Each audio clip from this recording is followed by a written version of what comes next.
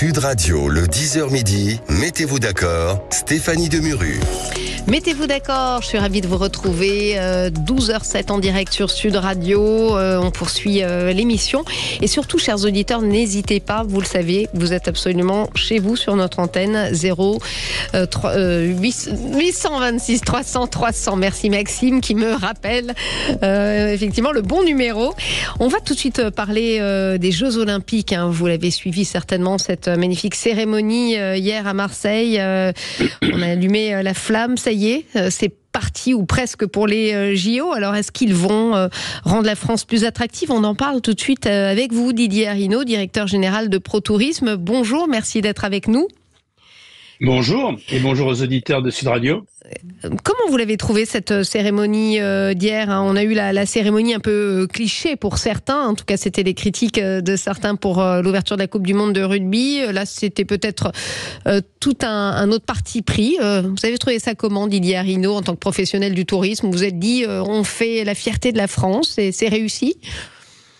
Écoutez, oui, d'abord ça met à l'honneur Marseille, qui est une superbe ville, une superbe destination, qui est souvent d'ailleurs stigmatisée pour ses problèmes à Marseille-Nord. Mais la réalité, c'est que c'est véritablement une superbe destination. Ça ancre aussi le caractère méditerranéen en partie de notre pays. Donc je trouve que c'est une belle manifestation. Espérons que la suite se déroule de la même façon, car nous avons besoin d'une belle image de notre pays et dans la joie, dans le partage, dans l'esprit de l'olympisme en quelque sorte. On parlait tout à l'heure, Didier Arinaud, avec nos chroniqueurs, de choix politiques, de cet aspect forcément politique qu'il y a autour des Jeux Olympiques, mais enfin, on ne peut pas y couper, n'est-ce pas? L'enjeu est tel que de toute manière, toute décision autour d'une cérémonie, autour de la communication qui entoure les Jeux est forcément politique.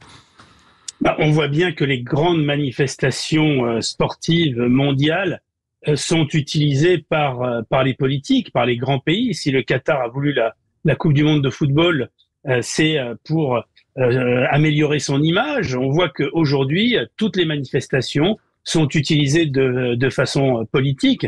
La question et le fond du sujet, c'est est-ce que ça valorise notre nation, nos territoires? Est-ce que ça permet de générer de la croissance économique, de la joie et du partage? C'est ça le grand défi. Donc il faut aussi qu'on prouve notre capacité à bien organiser ces Jeux comme on avait bien organisé la Coupe du Monde de football en 1998, qui a été aussi un beau booster du tourisme hexagonal et de l'attractivité de la France. Vous, en tant que professionnel du tourisme, c'est quelque chose que vous redoutez? Vous êtes inquiet? Vous dites il faut qu'on les réussisse, ces Jeux.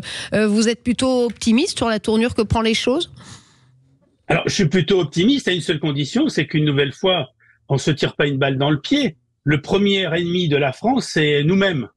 Si on n'a pas de blocage de certains corporatismes, si on n'a pas de problèmes sociaux, si bien sûr on arrive à gérer le risque de sécurité pour ces JO, ça sera une très bonne chose pour notre pays. Mais vous savez, Paris n'a pas attendu les JO d'un point de vue touristique pour être la première destination, la première ville au monde à attirer les clientèles étrangères. Donc on n'est pas dans la même cas de figure que Barcelone, qui a fait des Jeux un élément de découverte et d'attractivité de Barcelone. Donc, j'ai envie de dire, on est obligé de réussir ces Jeux. C'est intéressant ce que vous nous dites, parce qu'il y a certaines villes pour qui ça a été vraiment un booster d'attractivité, d'autres peut-être au contraire, comme par exemple les Jeux de Rio, on avait peut-être focalisé davantage sur des problèmes de sécurité. Ça peut être à double tranchant, justement. Mais pour Rio, il y a eu des reportages semaine après semaine qui montraient la corruption, les retards, l'insécurité. Donc ça a été assez catastrophique en termes d'image.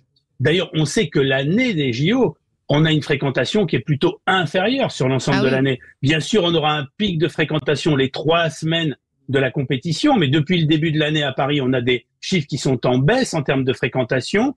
On voit que 1/3 des chambres d'hôtel ne sont pas réservées pendant ces JO. Et aussi parce qu'il y a plus d'offres sur le marché, notamment d'offres de particuliers via les plateformes en ligne. Donc, c'est pas les retombées économiques pour notre pays, elles seront pas considérables.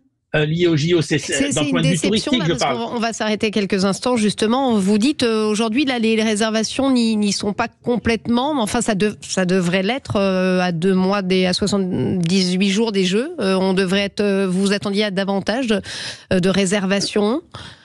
Moi, non, mais en tout cas, ce qu'il y a de sûr, c'est que les instances gouvernementales ont raconté des cracks, des carabistouilles, comme diraient certains, aux acteurs du tourisme. On savait très bien, on a l'expérience de Londres, et on sait très bien que pendant ces JO, il y a un phénomène d'éviction, c'est-à-dire la clientèle qui vient habituellement ne viendra pas du fait de prix trop élevés, ou tout simplement parce qu'ils se sentent pas concernés par les JO. Et donc, il y a une défiance vis-à-vis de la France d'un certain nombre de clientèles. Alors, bien sûr, on aura 2 millions de clientèles étrangères qui viendront, mais on est très loin des 16 millions annoncés. Les 16 millions, c'est quoi? C'est avant tout des Franciliens. Et là, c'est pas des touristes, c'est des habitants de proximité. Donc, on sait qu'on aura 2 millions d'étrangers. C'est bien, mais Paris a autant d'étrangers l'été, les autres années. Donc, on peut pas dire que ce soit les JO qui génèrent une attractivité. L'attractivité, elle se fera dans les mois et dans les années qui viennent, pour peu que les choses se passent bien et qu'on donne une belle image de notre pays. Ça peut être une formidable campagne de communication positive de la destination France. Ça peut être aussi à l'inverse, le pendant, c'est que si les choses se passent pas bien, ben là, on aura en quelque sorte perdu beaucoup. Mais vous savez, les retombées économiques des JO, elles se font surtout par les investissements qui sont faits au travers des infrastructures. Oui. Et ces infrastructures resteront. Et ça a plutôt été bien pensé. On a tendance un peu à s'auto-flageller en France. Là, on fait des JO avec un coût raisonnable. Et par rapport à d'autres Vous trouvez que c'est un coût raisonnable? On a beaucoup parlé, par exemple, du centre nautique en Seine-Saint-Denis, à Saint-Denis, en face du parc du Stade de France, 174 millions, me semble-t-il. C'est un sacré surcoût par rapport à ce qui était prévu à l'origine. Alors ici ou là, bien sûr, on trouvera des équipements qu'on peut juger surévalués par rapport à.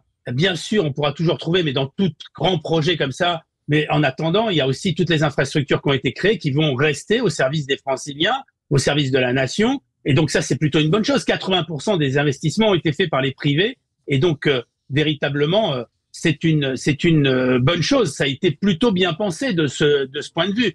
Après, bien évidemment, quand on fait des Jeux Olympiques, il y a un certain nombre de pratiques sportives qui nécessitent des investissements importants pour accueillir les JO et pour lesquels l'utilisation sera relativement limitée. Mais ça a été très bien pensé de ce point de vue-là. On peut pas le reprocher aux organisateurs et à la France qui a amené une très bonne candidature. Et sans surcoût rapidement, parce que c'est ma dernière question, ça a filé sans surcoût pour le contribuable officiellement. Enfin, est-ce qu'on peut vraiment...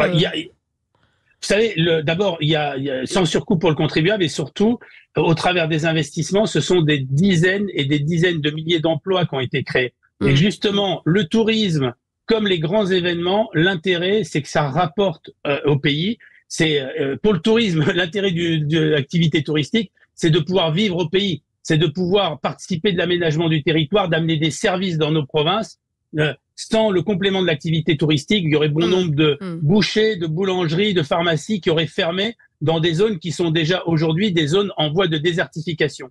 Donc le secteur du tourisme ou des grands événements est fondamental pour notre pays. L'important, c'est l'investissement par rapport au retour. C'est ça qui doit prévaloir. C'est la création d'emplois, c'est la création de richesses. On n'organise pas cela uniquement pour se faire plaisir.